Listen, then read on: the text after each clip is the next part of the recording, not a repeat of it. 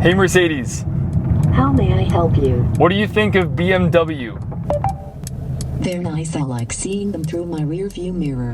My name is Thomas and welcome to my channel. Today I'm tinkering on this 2020 Mercedes-Benz A250, aka the A-Class hatch, aka the cheapest way to get into a brand new Mercedes in 2020. If you're new here, feel free to subscribe. Let's talk Mercedes.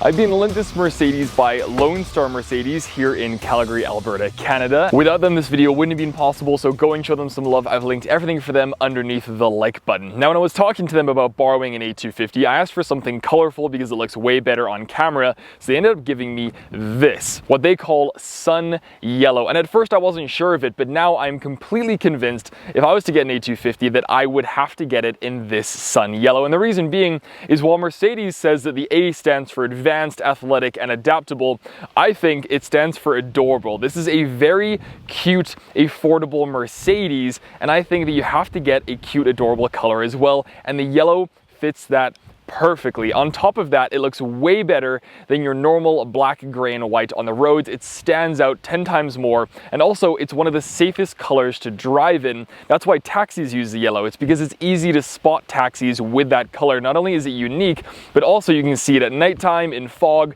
rain, it doesn't matter. You're gonna spot this vehicle no matter where you go, especially with that three-pointed star at the front. But enough about the color, let's find out what's behind that three-pointed star. I want to start off with the inside of the A250 because this, I think, is by far one of the most impressive pieces of this vehicle. Sitting in the driver's seat, I'm not sure if I'm driving a Mercedes or just driving an iPad with an engine and four wheels. And while the A250 is the entry-level Mercedes, it shares a lot of its DNA with the top-of-the-line S-Class. For example, this steering wheel is right out of the S-Class. To get everything going, you just have to hit the push-start button, and then from there, everything will spring to life, and I now have access to just a stupid amount of features. Of course, it has all the standard features you'd expect, like a sliding sunroof, and this isn't just for show, it will open all the way up. Of course, I have my automatic climate control. I also have heated seats, a heated steering wheel that's activated by this hidden knob on the side. But there's a few things that make this uniquely a Mercedes. First and foremost are these three vents in the center of the dash that you probably recognize from pretty much every Mercedes ever, to the point where these are so iconic that now Nissan have even taken this design and put it in the new Sentra. But of course, the main difference here is these don't feel plasticky. They have weight to them and they're really enjoyable to use, but that's not even the coolest part. The coolest part is that if you change the temperature, and this is better to be seen at nighttime, if you increase the temperature, they will glow red. If you decrease the temperature, they'll glow blue. And that brings me to the ambient lighting. Again, it's hard to see during the day. It's better to be seen during the evening and of course the nighttime, and allows you to choose from 64 different colors to display inside your cabin. You can even mix and match them, as well as select one that matches the same paint as your car. So of course with this one we have option for the sun yellow lighting. They've also given the A250 the new infotainment display that they're putting in a lot of their new vehicles, and it is just brilliant. It's so impressive that it really needs to be a video of its own, but just to list a few of the things it can do. Of course, it has Apple CarPlay and Android Auto. It combines augmented reality to place arrows over an angle from the front camera to help you with navigation, and as you've already seen, you can talk to it. Hey Mercedes, I'm warm. How may I help you? I'm setting the temperature on the driver's side to 17.5 degrees.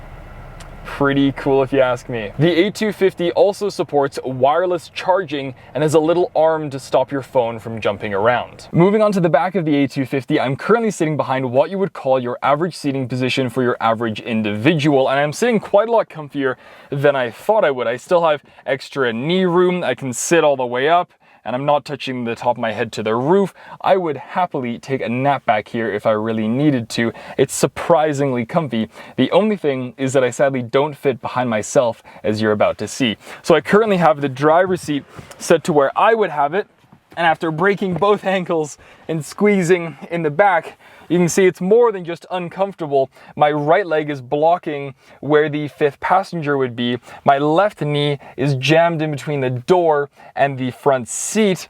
But it's okay, because if you're a 12-year-old, which I am, Mercedes has given you these cup holders to play with and the back to distract you. But on a more serious note, I think that the A250 would be really good for a mom and dad and 3 or less kids, or you and 4 of your friends, as long as you're about 5'10" or under. Now, Mercedes is a lovely name. It just rolls off the tongue, but there are 3 letters that make it that much sweeter. Those letters being A, M, and G. There is an AMG version of the A250 hatch called the A35 hatch, and believe it or not, you can get it in 2020 for less than $50,000 Canadian, which is just unbelievable. Now, while this isn't the A35 hatch, I do have a couple of AMG add-ons on here. For example, the rims are AMG rims, and I also have the AMG floor mats, and we all know that the floor mats probably cost just as much as the A250 itself. Simply said, the A-Class Mercedes is no more than a gateway drug that will make you fall in love with not just the Mercedes brand, but also the type of lifestyle that this sort of car gives you.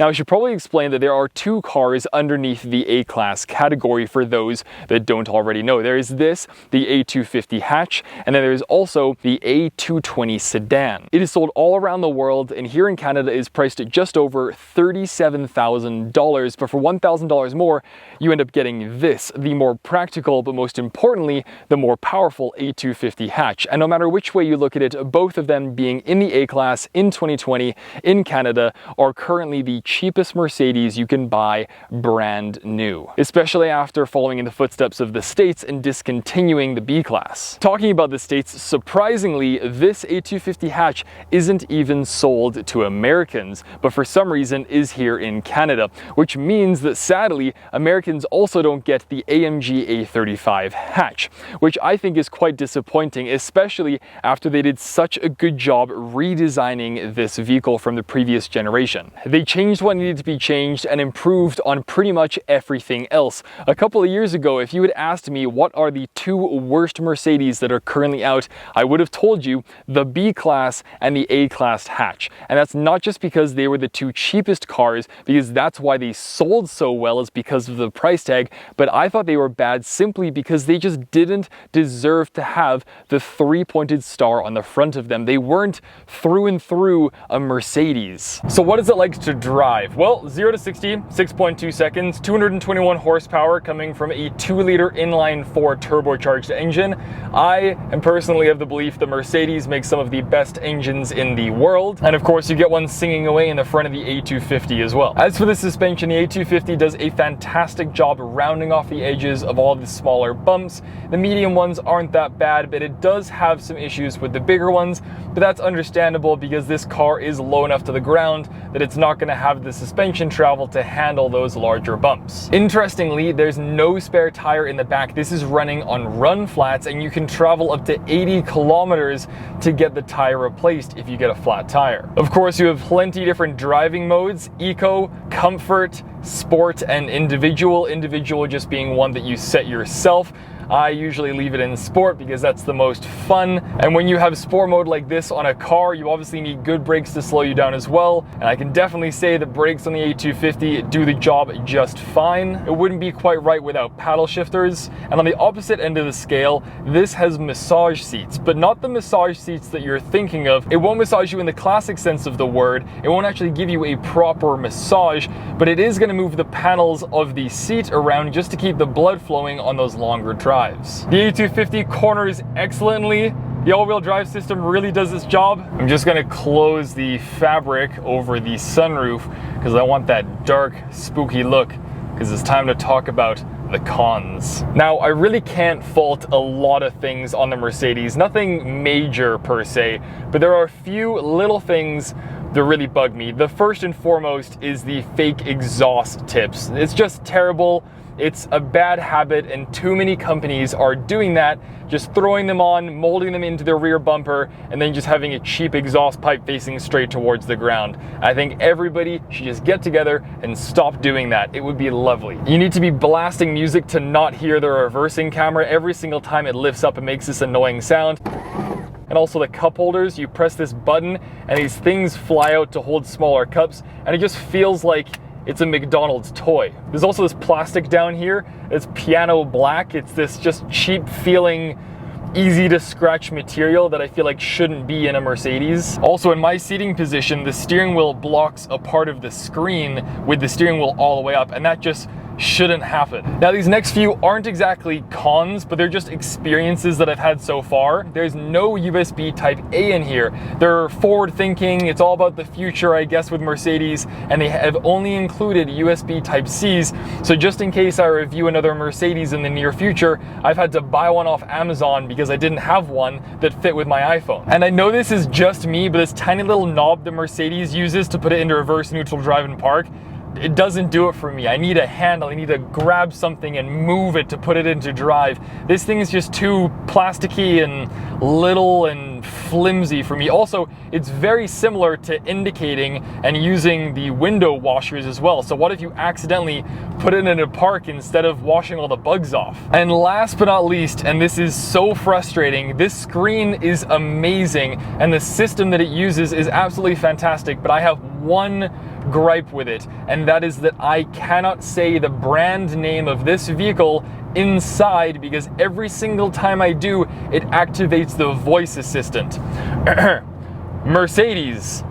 How may I help you? No, I'm supposed to have to say, "Hey Mercedes," not just Mercedes. So what if you have like a sister, a mother, an aunt, a cousin, a girlfriend named Mercedes? I know a couple people named Mercedes, and you're opening the window, "Hey Mercedes, you come in," and then the bloody assistant acts up like this. What can I do for you? No, you're too sensitive. Stop being so sensitive.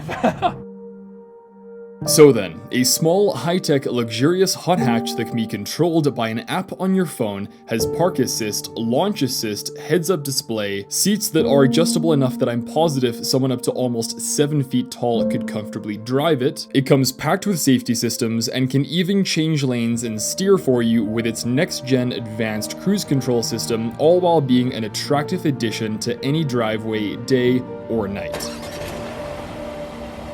With such a short list of cons, and for what you're getting, it's worth every penny you spend on it. Under $40,000 for a German-engineered car that's more than just a tool for transportation. It's fun, and while it isn't the most powerful new vehicle, it still manages to change your relationship with the road underneath you while still being kinder to your wallet than the cheapest BMW in Canada. The most affordable of which is the 2 Series, since the 1 Series isn't sold over here, that starts at $40,000. This is the premium car without the premium price tag, and it's worth mentioning that technically there is a third A-Class as well. If you're from China, you get an exclusive version of the sedan with a longer wheelbase, and also this is not the $37,000 version.